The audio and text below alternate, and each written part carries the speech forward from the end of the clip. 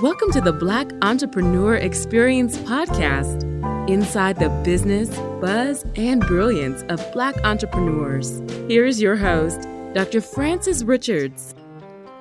What happens in Vegas goes all over the world on Black Entrepreneur Experience episode number 479. Thank you for joining us as we elevate the Black Entrepreneur Experience by interviewing CEOs, thought leaders, innovative thinkers, and Black entrepreneurs across the globe. I'm your host, Dr. Frances Richards.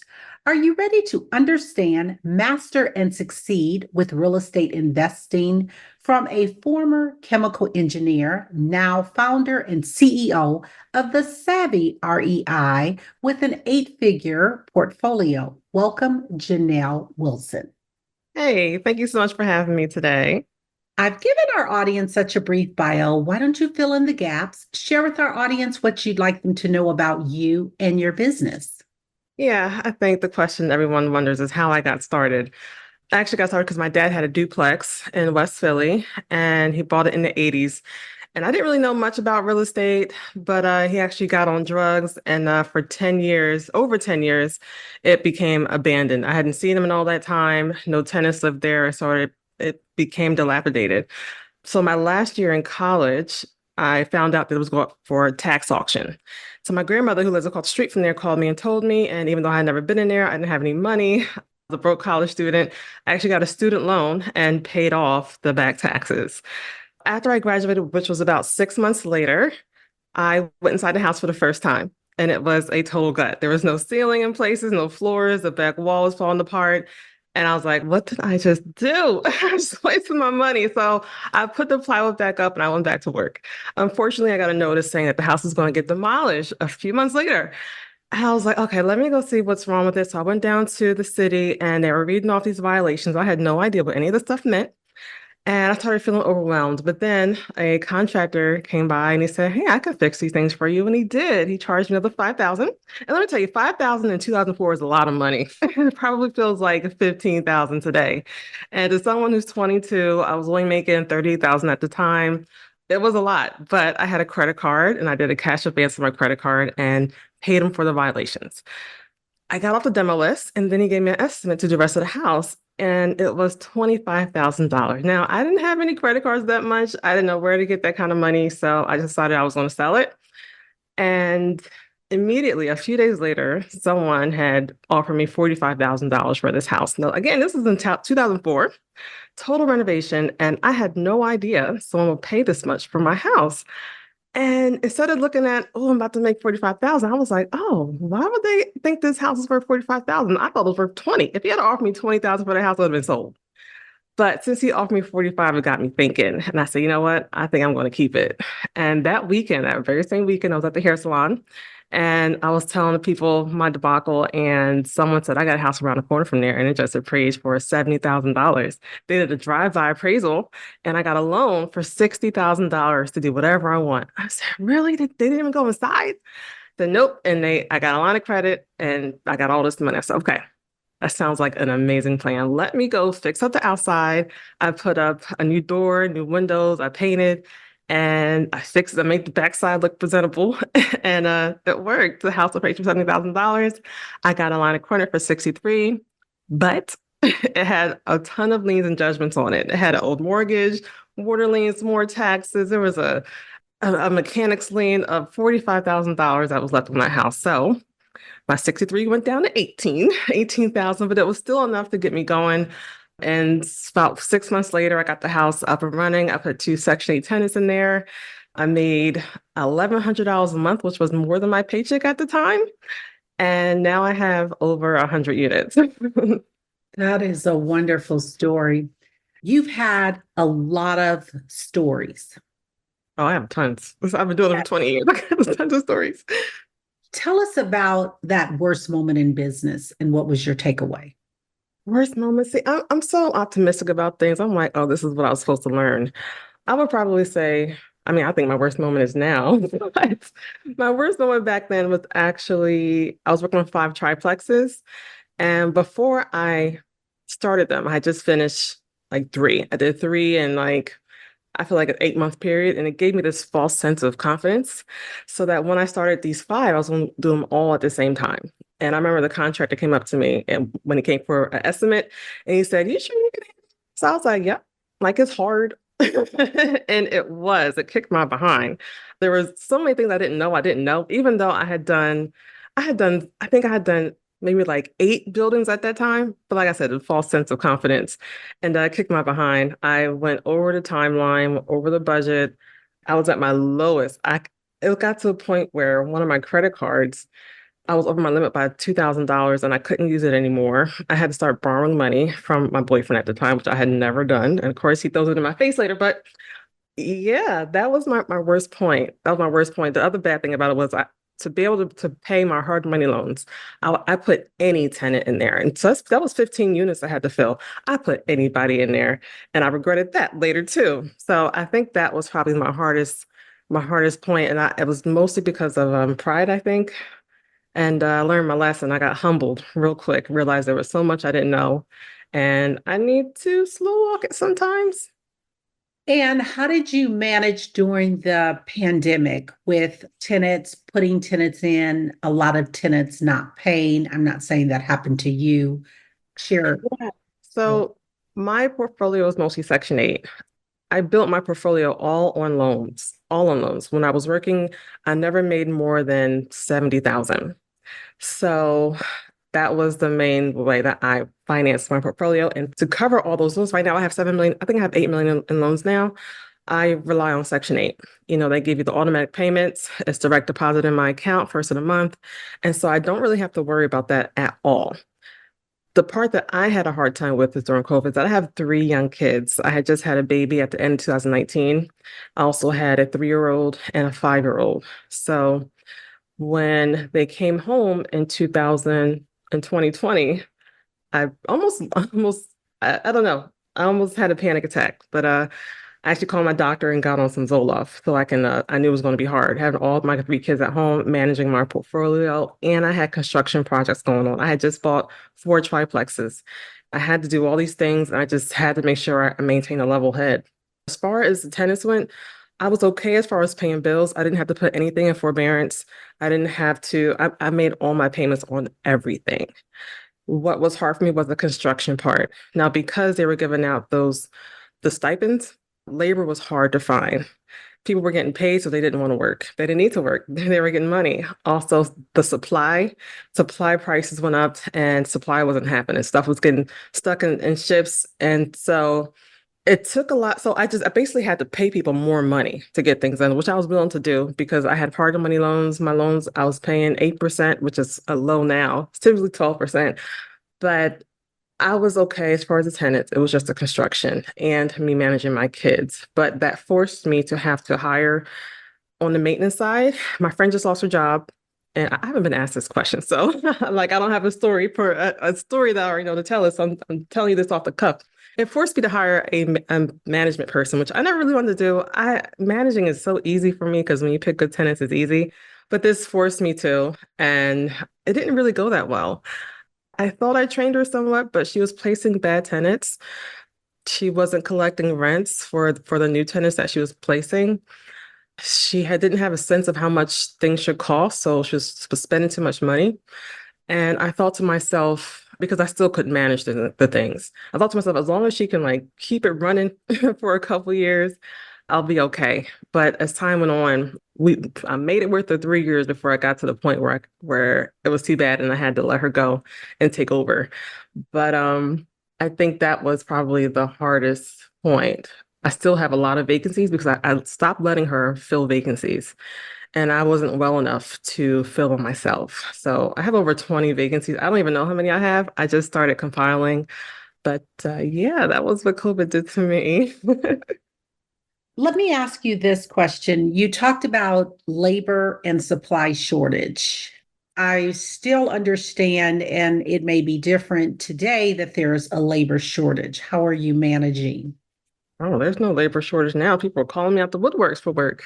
Excellent. Okay. Yeah. Yeah. I even got to pay less. And it's not because I wanted to pay less, it's because I have a lot of vacancies and I just couldn't afford to pay them what I usually pay them. And I told them, I said, listen, you see all these vacancies. Can you charge me a lesser day rate? Because I pay the guys by the day. Okay. So, and supply seems to be back where it was. The wholesalers that I use are fine. Excellent. Talk Mhm. about mental wellness and managing your business. So during COVID, I went through a lot of, and I think a lot of people went through a lot. You found out like who was draining you and who was contributing to you. And I think there were so many people who were draining me during that time. I was forced to cut people off. I was like, I just couldn't handle anyone. I couldn't. And it got to the point where I got so drained, I couldn't think, I couldn't do anything. And I realized one of the source was my relationship. And so I had to leave, which was extremely more draining, cost more money. I had never felt that way before in my life. Now I deal with anxiety, which is worrying about the future. I've never dealt with depression. Depression is when you keep going to the past. And so I kept going to the past to figure out where I went wrong. And then I was mad at myself for making these decisions because I'm like, I always make the tough decisions. I always make the right decisions. But I had made some wrong decisions. I was beating myself up with this. And I beat myself up for a couple of years. But when I finally got out, I thought that I would instantly be better. I was like, all right, I'm out. Things are better. Why don't I feel better? I didn't feel better. I took about a good 2 years for me to feel better. I was on medication. I had to keep up in my prescription because something would happen. It would send me in a tailspin. So, and people were telling me, it's like, you might not ever be to where you were. And that was depressing. I was like, what do you mean? Because, whenever something's going on, I could always like snap and get it done. I could jump up and do things. I couldn't do that. I couldn't. Someone asked me a question and I would send them back an emoji with the lines like, I'm confused because I just couldn't think. But I, this is like a new journey for me. What brought me back was going back to God. And I did a fast. I closed my legs. I closed a bunch of other things. And I can hear clearly now. I don't have the chaos in my mind anymore. And I now have a clear path to move forward. I had properties sitting with hard money loans, paying 12%, about probably 700,000 I'm paying a hard money loan, 12% interest. I think my payments are over 8,000 a month, just sitting for 2 years, draining me. People were telling me to sell, but I was like, I can't sell them because I know the value in them. And I just was holding on as long as I could. And so after I fasted, immediately I called one of my old contractors and we met yesterday. He actually knows an inspector who's been giving me a hard time. He's going to get started immediately. And we're actually going to partner, so I don't have to pay him anything. He's just going to do it. Yeah, he also is going to help me fix up another one because he owns a lumber yard and he's not going to charge me anything. He said I can just pay him once I refinance. And then also, I told you I got over 20 vacancies. I got a notice that this building is closing and over 150 seniors need housing. And I went to a housing fair yesterday at the church, and I'm like, things are turning around pretty quickly. That's a blessing. Thank you for sharing that. Talk about motherhood and managing a business. So real estate investing is actually really passive. Once you get past the construction part, I don't have that many maintenance calls. Even with over 100 apartments, my maintenance calls aren't that bad. I feel like I may have had two this week. I do have Section 8 inspections. I passed four this week. It's a very passive business, and I have a VA who helps me. So I use a property management software. My VA sees the request. She sends out the maintenance. She follows up with the maintenance. It's extremely passive. The only time I need to get involved if there's some kind of a problem and I need to figure out what's going on. Like right now, I have mostly apartments, and I have this one tenant. She's been there for over 10 years. When she moved in, she had one kid, and now she has four. And of course, the people below her, it's kids pitter-patting all day. And then there's like this noise that this guy's hearing, and he has PTSD. He's a veteran. And so I had to go there and figure out what this noise was because he said they were playing bowling balls up there. Turns out she had a office chair where she was rolling instead of walking place. She was rolling everywhere above him. So I was like, let's just get a carpet and make it better. So that's the only time I have to get involved. I usually have to go somewhere and figure something out because the tenants were just in a tizzy. I'm like, that doesn't make sense. Why would you have a bowling ball there? So I just have to go and investigate. And sometimes it doesn't work when I send maintenance because they don't want to give people the chance. It's like, there's no bowling ball there. I'm not going there for that. So that's why I have to go and get involved sometimes. But for the most part, it's very passive. I drop my kids off at school at 9, 10 o'clock, 10 o'clock for the daycare. I pick them up and take them wherever they need to go. We can go on field trips. We go on vacations. It's very, very easy. Talk about this backstory for your day quit from chemical engineering to full-time real estate investing. So I worked for the USA, which was a very cushy job. I was able to build my portfolio and work just fine. I was getting raises. I was doing great. I was like, I'm gonna do this forever. But, well, a couple of things happened. When I found out about the unlimited amount of loans I could get, because at first I was using FHA loans, which is how most people start. That's what we know about. But after I got my third FHA loan, I went to get a loan and I could not get approved. I was like, what do you mean I can't get approved? They're like, your debt to income. So my debt to income is fine. I said, I got three rentals. I'm getting 900 a month from this one, 700 a month, and this is net. And I was making 60,000 at my job. My home mortgage was 700. My car note was only 300. I said, what do you mean I don't qualify? So I did a subject to, which is when you assume all the loans on a house. The loans were currently 30,000. Her mortgage payment was only $300. And I was like, oh, I can get 850 for this place. No brainer. But when I found out that it was a predatory loan, it had an interest rate of 27%. When I made my $300 payment, $17 went towards the principal. So I tried to refinance and I couldn't. I was like, how can I not refinance? The rent on this place is $850. Once you refinance this $30,000, the loan would be like $150. But I couldn't get financed. And so I had a friend who went to a workshop where he paid $6,000 for the weekend. I would have loved to go on, but I couldn't afford it. This was back in 2009. And I was like, how are these people getting approved for loans? Because they were doing it full time. They only needed to cash flow $200. So the rent would be $1,000, their mortgage and all expenses would be $800. I said, how are they getting financing? And he told me, so they're using commercial loans. I was like, tell me more. Long story short, he gave me the information to the loan officer. He told me to switch the house from my name to an LLC. And I got a loan. The house appraised for $75,000. And I got a loan for 60. And so because I had to pay that one off, I had 30,000 left over, which is the most money I ever had in my life at once. And so I was like, bet. So I started going to auctions because I had this cash and I also had credit cards. So I started going to auctions and I would use my credit cards to buy and fix them up. And I would refinance with the commercial lender. And I discovered what's called now the BRRRR strategy. I learned this back in 2009. And so every time I did this, I got a bigger pot of money. And then I started to network more. I started going out and going to real estate events. And I learned about hard money lenders. So when I learned about hard money lenders, instead of buying single families for just the credit cards for like 30, 40,000, that's when I started buying the multifamilies. I started putting 30,000, 20 or 30,000 down.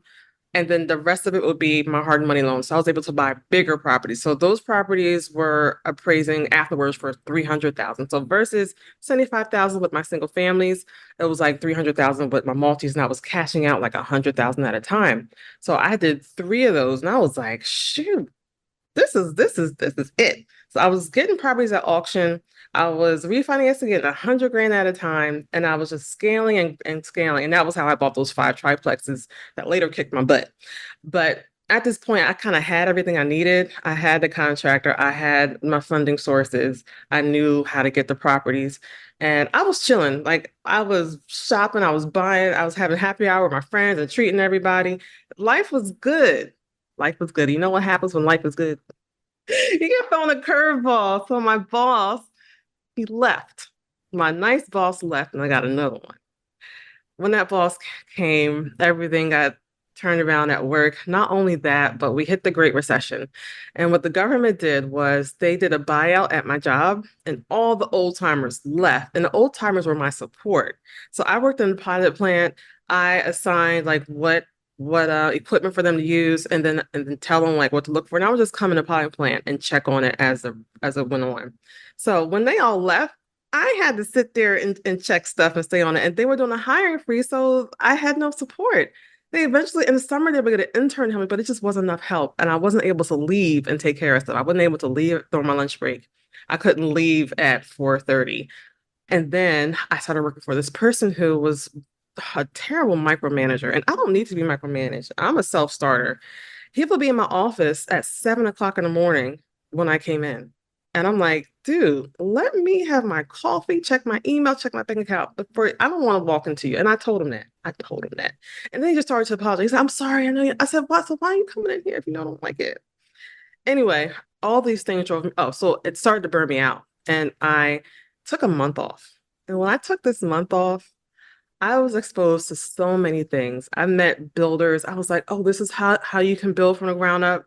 I found out about an auction that I would have never known about that was right next to my property that I was able to buy for half the price I bought my other one for and fix that up. So it's like so many things happened that I was like, I need to be out here. I'm missing all kinds of stuff. I thought I was doing it. And so I put in my termination notice because number one, I had everything I need to succeed. Number two, I realized I was missing out on more opportunities. Number three, I guess I had to be forced to leave because I wasn't getting the message that I needed to be out here doing real estate. So it's a blessing in disguise that things got hard for me at work. But yeah, that's how I left. I quit. Thank you for that. Jhanel, I want you to have a monologue. I want you to name this person, living or not, and they've inspired you so much. Who is this person and what are you saying to this person? It's kind of hard to inspire me. I'm not saying that I respect a ton of people, especially trailblazers. I think I really like my aunt. I know you're probably about someone famous, but I always question people's motives behind them, and because you just never know what people. You find out things later. But my aunt is just such a beautiful soul. She's always been encouraging, and she taught me about credit. She's the one who told me that if it came between paying your bill and eating, you pay your bill. She gave me something to strive for. She's the first to have like a good job in my family. She had like a nice house in the suburbs. She was a great example. She still is. She's so happy. She left her job at 50. She's traveling the world and she's just a beautiful soul. But I don't know what she wanted as far as a monologue. What would you say to your aunt, or what have you said that you want us to know that you've shared or you've told your aunt about how she's inspired you? Oh, you know what? I'll say my grandmother because my grandmother's 90 and there was a time when all my friends' grandmothers were passing away and I was going to their funerals and they were saying all these wonderful things about the grandmother. I was like, I wonder if they told this to her when she was alive. So I made a point to go and tell her this a couple of years ago because she took me in when I was young, when my dad got on drugs. My mom, who was a homemaker, she was totally reliant on him. And so she lost everything too. And she went to live in a one-bedroom apartment with my little sister. I wanted to go, but I couldn't. And years went by where I didn't see either one of my parents. And she really established my relationship with God. She didn't have a father either. And so she really relied on God as her father. And she did the same thing for me. Like I talked to him like he's right here all the time.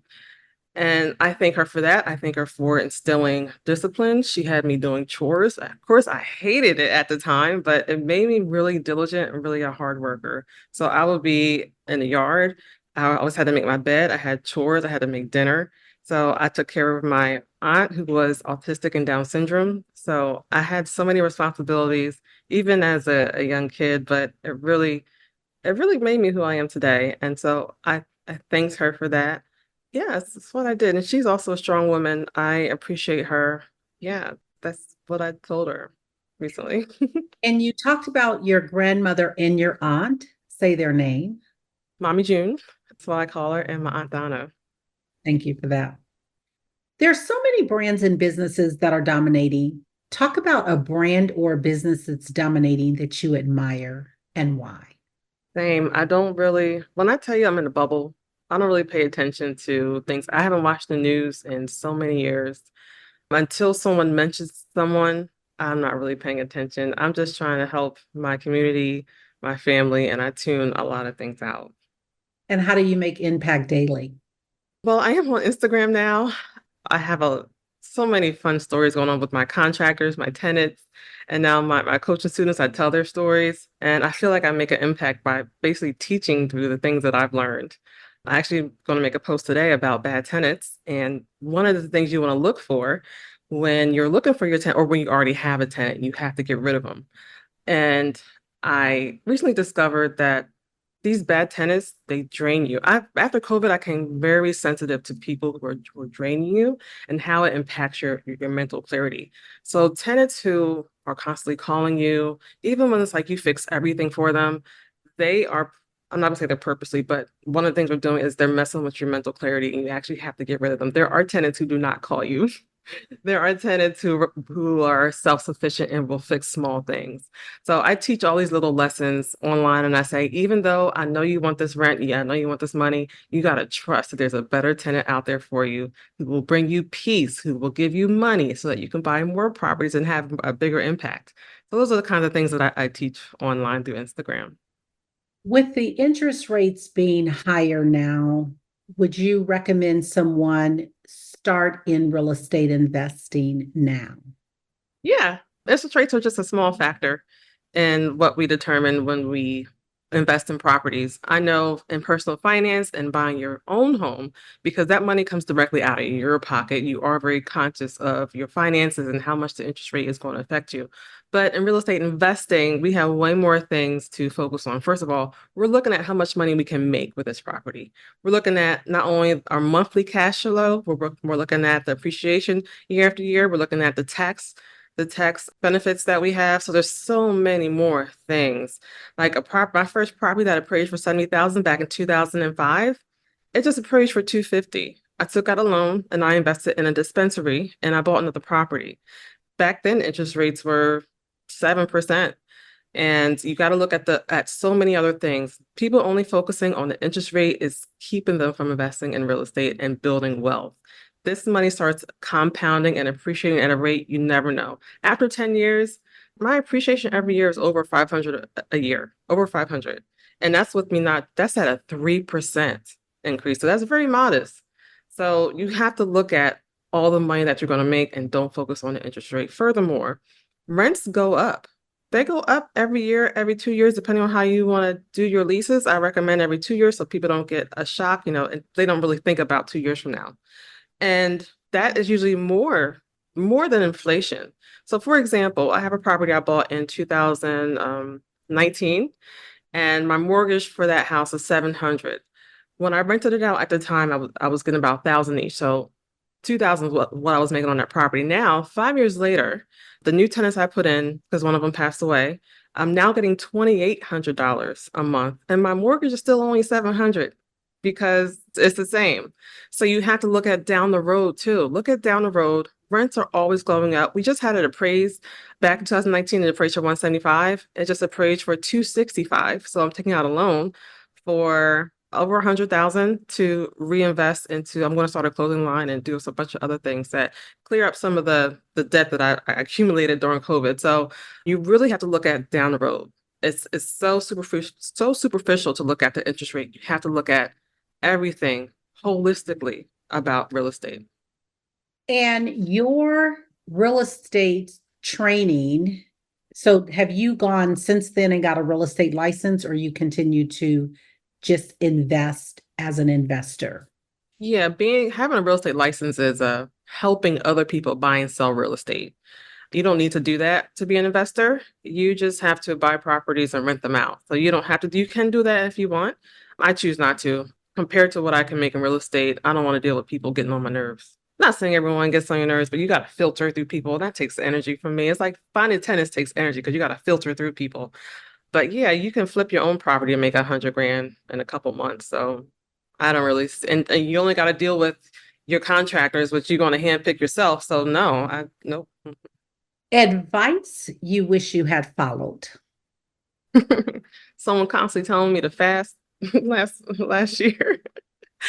When I kept telling what I was going through, it was like, yeah, you should fast. And fasting is very hard, but that is what I did. And as soon as I had fasted, I got so much clarity. I hired my VA because I had to fire everyone. Not just that girl that I mentioned, I had to fire 3 people, which was very humbling. I cried the whole weekend before I fired them, but I needed to. I knew that I needed to.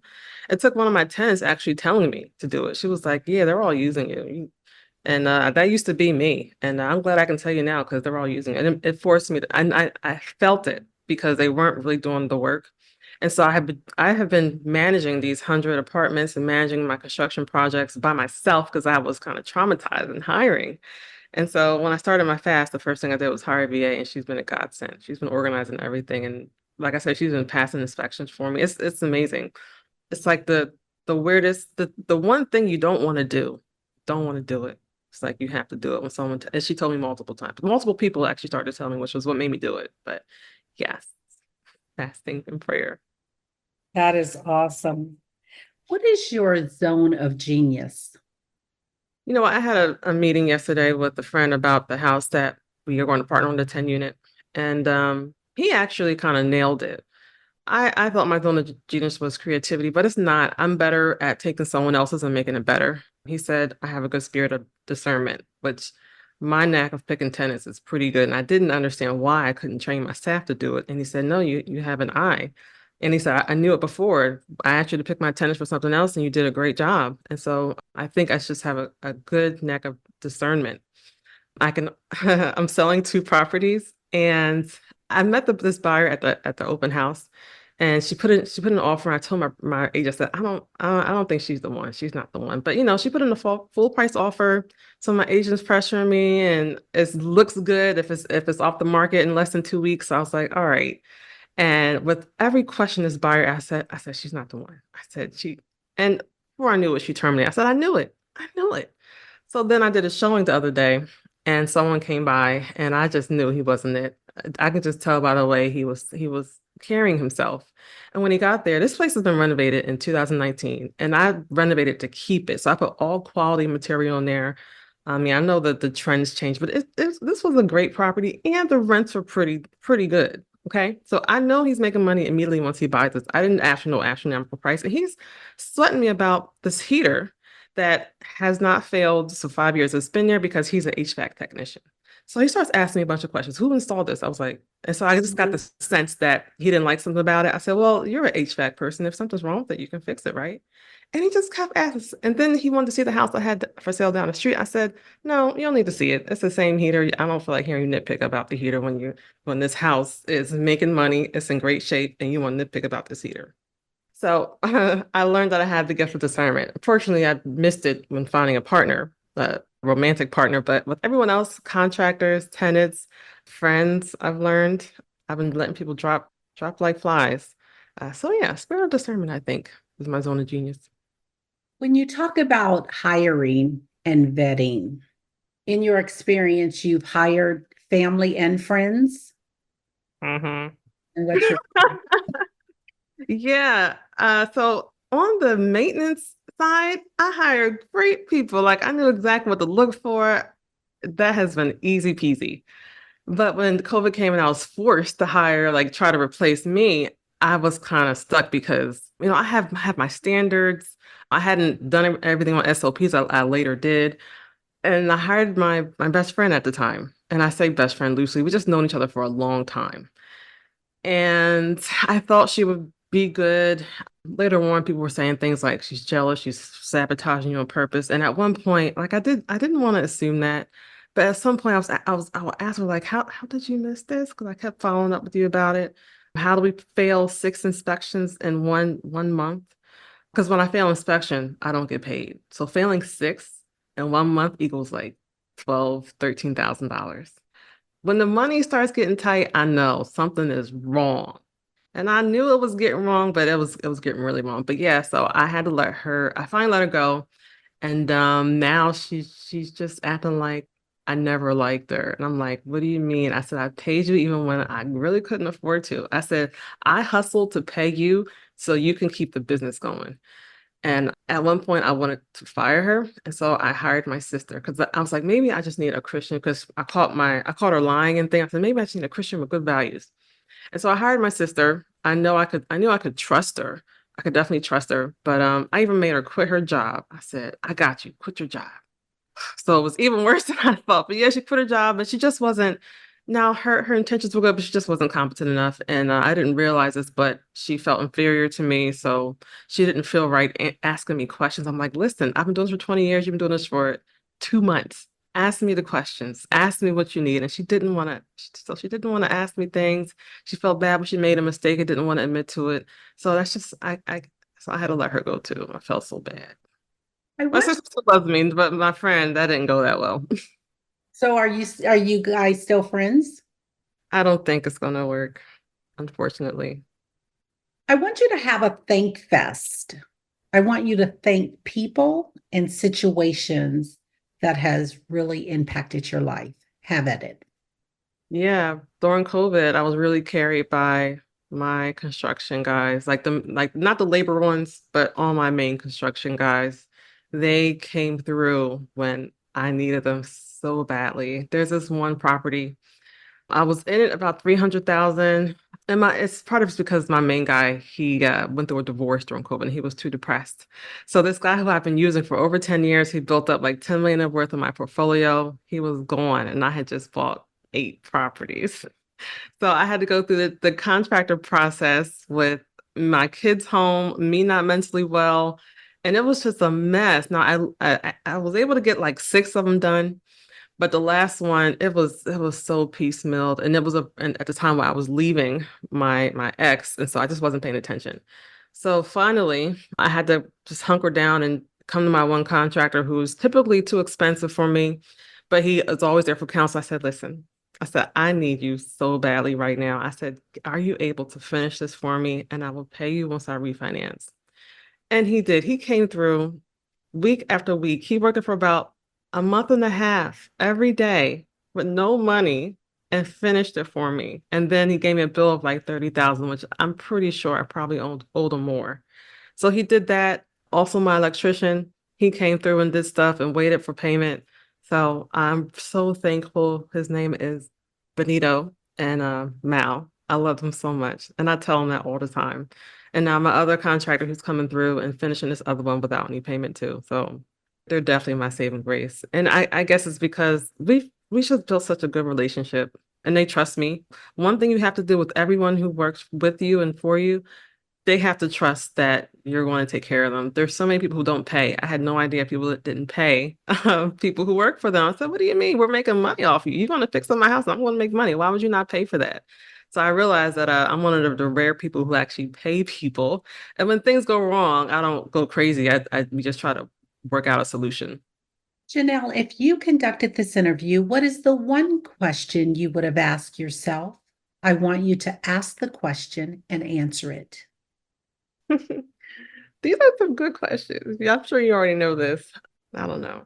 People keep asking me lately, why am I single? Why am I single? I have really high standards and I'm not going to settle anymore. I'm going to be patient and wait for the person. That's a good answer. And you're an author. Tell us about your book and how can we get your book? So I'm actually working on a better one that I would like you guys to wait out for. So right now, I just want you guys to follow me on Instagram, watch the shenanigans, and when it comes out, I'll let you know. I have about 4 chapters done, and I got 4 more to go. Okay. I do have real estate classes if anyone's interested. You go to shebuildssheprofits.com. I have a couple free classes a year, and then I have a 5-day class about once a year. I think I'm gonna scale back to once a year, where I teach you everything. The most important thing I teach is about hard money loans because there's unlimited amount of loans you can get. Like I said, I have over 8 million in loans. They don't look at your debt to income. They just look at the property per se. They just want to know how much the property is worth and how much money it brings in. So I teach that funding is unlimited. Unlimited. It's at your disposal. And I teach auctions and how to keep them cheap. I teach how to manage your budget and your contractors. And again, I teach about Section 8 and how to find good tenants and get high rents. We've come to the part of our interview. It's called Rapid Round of Fun. I'm going to ask you a series of questions, and I'd like you to give me very quick answers. If there's something you desire not to answer, you can say pass. Are you ready for the not that fun, but okay. The rapid round of fun. What is your favorite comfort food? Coffee. The last movie you saw? I don't watch movies. Pass. You relax doing what? Laying on the beach. Your favorite singer or rapper? I listen to gospel music, so I have no idea who's singing it. I just listen to words. Pass. Your favorite dance song? I like a lot of salsa music, so salsa songs. What food you eat every week, no matter what? Green smoothies. They have kale, spinach, ginger, mango, spirulina. Work out or hit the couch? I walk every day. Every morning I wake up, walk my dog, walk and jog. It's about a 40-minute walk. Jhanel Wilson, thank you so much for joining us on Black Entrepreneur Experience Podcast. Before we let you go, share with our audience the best way for them to connect with you and to do business with you. And feel free to leave all your social media handles. I'm on Instagram and TikTok, but I post mostly on Instagram. That's Jhanel Wilson, JHANEL WILSON. And I am on LinkedIn, but I'm not too active on there. And if you want to take my class, check out SheBuildsSheProfits.com. Thank you, Jhanel. That's a wrap. Thank you for listening and subscribing to Black Entrepreneur Experience. We would love for you to leave a review and rating on iTunes and share with your friends. For show notes and more episodes, go to www.beepodcast.com. Join us next Wednesday, and remember, green is the new black. So keep your bank accounts and your business in the black.